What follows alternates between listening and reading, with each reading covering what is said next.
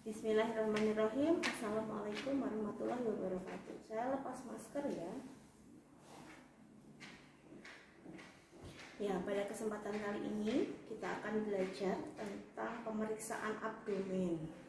Ya, pemeriksaan abdomen dilakukan dengan tujuan untuk memenuhi atau melengkapi data-data yang ada di rekam medis. Jadi setiap pemeriksaan abdomen bukan sebagai penentu diagnosa medis. Jadi misalkan kita ketemu ketidaknormalan pada pemeriksaan fisik abdomen, kita tidak boleh langsung mendiagnosa bahwa si pasien menderita suatu penyakit, karena ini hanya digunakan sebagai pemeriksaan penunjang atau untuk melengkapi data-data saat kita melakukan pengkajian.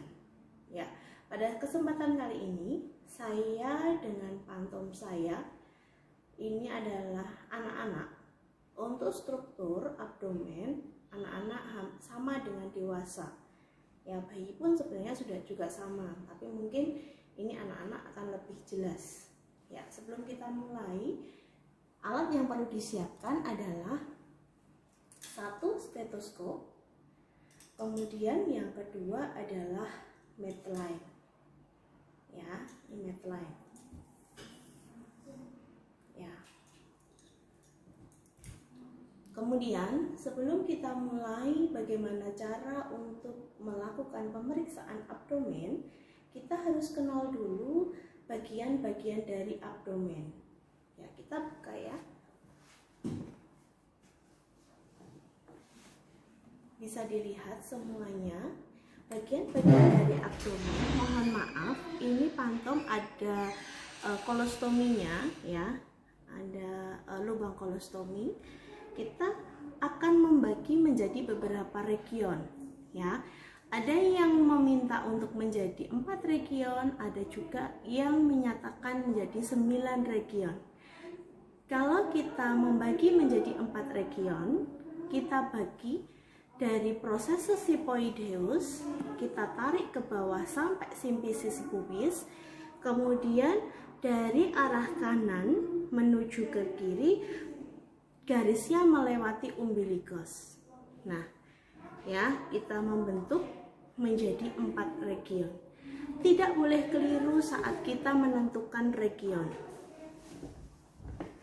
Saya akan coba dudukkan si pasien. Silahkan diperhatikan ya, ini sebelah kanan dan ini sebelah kiri. Region 1 adalah bagian abdomen kanan atas.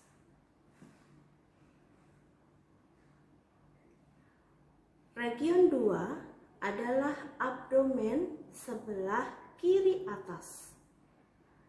Region 3 adalah sebelah abdomen kiri bawah. Dan region 4 adalah abdomen sebelah kanan bawah. Ini jika dibagi menjadi 4 region. Ada juga yang membagi menjadi 9 region. Mohon maaf. 9 region berarti kita akan membaginya menjadi 9 bagian. Ya, yang paling tengah adalah umbilicus. Kemudian ada yang paling atas tengah adalah epigastrik. Yang paling tengah bawah adalah hipogastrik. Kemudian sebelah kanan bawah ini adalah iliaka sebelah kanan. Kemudian yang kanan bagian tengah ini namanya adalah lumbal. Ya. Di sini adalah lumbal. Paham ya? Ada iliaka, ada lumbal, dan yang paling bagian atas adalah Hipokrat.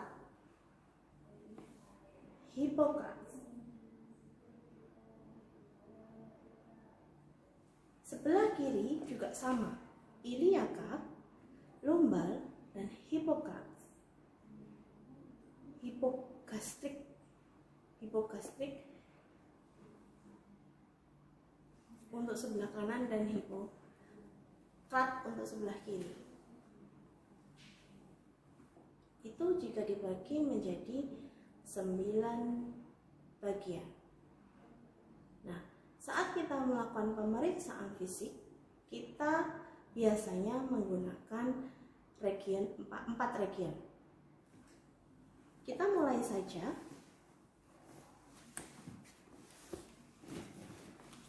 Ya, kita mulai. Yang pertama, kita salam dulu. Assalamualaikum. Perkenalkan, nama saya Perawat SK. Saya di sini akan melakukan tindakan keperawatan, yaitu melakukan pemeriksaan fisik abdomen.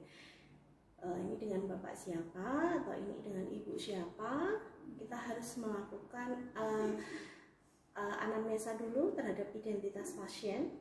Namanya siapa, rumahnya mana, tanggal lahirnya berapa. Ya, ada 3, kita sesuaikan dengan gelang. Kalau sudah cocok, baru kita jelaskan tujuan. Oke, untuk saat melakukan identiti ke pasien, yang pertama nama, kita tidak boleh sebut nama. Apakah benar ini dengan Ibu SK? Tidak boleh. Ini dengan Ibu siapa? Itu yang benar. Ya, jangan sampai bilang ini apakah ini Ibu SK? Keliru ya. Yang benar adalah ini dengan ibu siapa, rumahnya mana, tanggal lahirnya berapa, ataupun umurnya berapa. Kita sesuaikan dengan gelang. Oke. Setelah itu, kita jelaskan tujuan. Tujuan saya di sini adalah melakukan tindakan pemeriksaan abdomen. Tujuannya untuk melengkapi data-data untuk membantu dokter dalam menegakkan diagnosa medis. Karena kita ketahui bapak sudah berhari atau ibu sudah berhari-hari, misalkan BAB-nya lebih dari 10 kali, perutnya terasa sakit. Makanya di sini kami akan melakukan pemeriksaan abdomen atau pemeriksaan perut. Kalau ibunya misalnya tidak paham abdomen, berarti kita sebutkan pemeriksaan bagian perut. Setelah itu kita jelaskan prosedurnya. Prosedur dalam melakukan tindakan pemeriksaan abdomen adalah yang pertama inspeksi dengan melihat. Yang kita lihat apa? Yang kita lihat nanti adalah yang pertama adalah kulitnya dulu. Ya, kemudian yang kedua timbul tidaknya asites. Asites adalah pembengkakan pada area peritoneal. Silahkan boleh di-searching sendiri area peritoneal itu di mana. Bagaimana sih membedakan antara asites atau buncit? Ya, untuk asites ketika kita nanti menekan, dia kembalinya lama atau muncul edema. Nanti bisa kita cek dengan melakukan pengukuran pitting edema. Ya, kemudian kalau buncit, ketika pun kita pencet, biasanya dia akan langsung kembali seperti kulit masih elastis, seperti itu. Pertama tadi kulitnya dilihat dulu, yang kedua adalah melihat ada tidaknya asites. Setelah kita melihat ada tidaknya asites, kita lihat kesimetrisan antara sebelah kanan dan kiri, atas dan bawah simetris atau tidak. Ya, kalau tidak simetris, misalkan di sebelah kanan ada penonjolan di sini. Ya, kalau simetris berarti antara kanan dan kiri dia memiliki bentuk yang sama. Oke, itu untuk inspeksi. Nah, yang diinspeksi adalah seluruh bagian dari abdomen. Oke. Diperhatikan baik-baik. Untuk bagian dari region 1, yaitu bagian abdomen sebelah kanan atas, dia didominasi oleh organ hepar. Ya, hepar ada di sini. Yang paling menonjol adalah hepar. Nih. Oke. Kemudian yang sebelah kiri atas dia didominasi oleh gastrik. atau lambung. Ya, di sini kalau nanti kita melakukan pemeriksaan, di sini adalah area lambung. Kemudian di region 3 di sebelah kiri bawah, di sini adalah letak atau didominasi oleh usus intestinal. Ya, usus banyak, mau usus halus, usus besar, ascending, descending, transversum. Dia didominasi di sebelah kiri bawah. Ya, ingat ya, mendominasi bukan berarti di sana letaknya saja, masih banyak organ. Contohnya ada lien, kemudian ada ginjal, ya, tapi di sana didominasi oleh usus. Kemudian yang di sebelah kiri kanan bawah ini didominasi oleh usus buntu, ya, atau appendix. Biasanya orang yang menderita appendicitis dia juga akan mengalami pembengkakan di area kuadran 4. Ya, oke, tidak perlu saya ulangi ya. Nanti kalau untuk mengulangi silahkan diulangi videonya saja. Baik, kita inspeksi, kita lihat kulitnya, kulit bersih, kulitnya tidak ada lesi, tidak ada luka, tidak ada bekas jahitan. Kemudian asites, untuk pasien ini karena tidak ada asites ya, berarti tidak muncul asites. Kemudian setelah itu kesimetrisan, kanan dan kiri sama, atas dan belakang ini sama. Bu, kalau misalkan ada pasien yang ada orang yang buncit berarti simetris enggak? Tentu saja tidak ya. Berarti depan dia akan lebih besar daripada yang di belakang. Nah, itu bukan sesuatu yang normal ya. Kita ketahui bahwa orang dengan perut buncit itu berarti ada penimbunan lemak yang berlebihan di organ-organ yang ada di abdomen. Baik, selanjutnya setelah kita inspeksi, kita auskultasi. Tidurkan pasien dulu. Auskultasi kita menggunakan stetoskop. Nah, auskultasi ini tujuannya adalah untuk mendengarkan bising usus atau peristaltik usus. Bising usus atau peristaltik usus itu kita akan sangat mendengarnya di area kuadran di mana letak usus. Tadi di mana? Di kuadran ketiga, ya, di sebelah kiri bawah. Nah, kita letakkan di sebelah kiri bawah. Bu, apakah hanya akan diletakkan di kiri bawah? Tidak. Kita boleh ke semua area dulu, ke kuadran 1, kuadran 2, kuadran 3, kuadran 4. Tapi untuk bising usus dia akan sangat jelas terdengar adalah di kuadran 3. Kamu tentukan dulu. Kalau sudah mendengar bunyinya seperti apa sih? Kerucuk, kerucuk, kerucuk. Itu adalah 1 nilainya. Jangan kerucuk, kerucuk, kerucuk, nilainya 3, sorry. 3 itu keliru ya. Bising usus harus dari awal sampai akhir itu nilainya 1. Normalnya adalah 5 sampai 34 kali per menit. Setelah kita mendapatkan suara yang paling nyaring di sini, kita temukan suara bising usus, kita langsung mendengarkan, kita langsung menghitung dengan menggunakan jam. Kita hitung ya, biar lebih tepatnya adalah 1 menit ya. Tapi kalau dia teratur, kucuk selama 30 detik, monggo aja nanti bisa dikalikan 2. Begitu ya. Itu untuk auskultasi. Jadi kita tempelkan, kita dengarkan dengan menggunakan, kita hitung dengan menggunakan jam. Ya, ini untuk auskultasi. Kemudian setelah kita lakukan auskultasi, kita akan melakukan perkusi dulu. Jangan palpasi dulu. Kenapa sih kita nggak boleh palpasi dulu? Karena kalau kita palpasi dulu, kita tekan dulu, kita tahu bahwa struktur dari abdomen dia tidak ada rongganya. Jadi ketika kita geser, kalaupun dia ada cairan, dia akan ikut bergeser. Jadi fleksibel seperti itu. Jadi kita lakukan dulu perkusi dulu, baru palpasi. Kita perkusi, kita dengarkan dengan cara kita mengetuk. Ya, perhatikan. Ya, kita ketuk ya.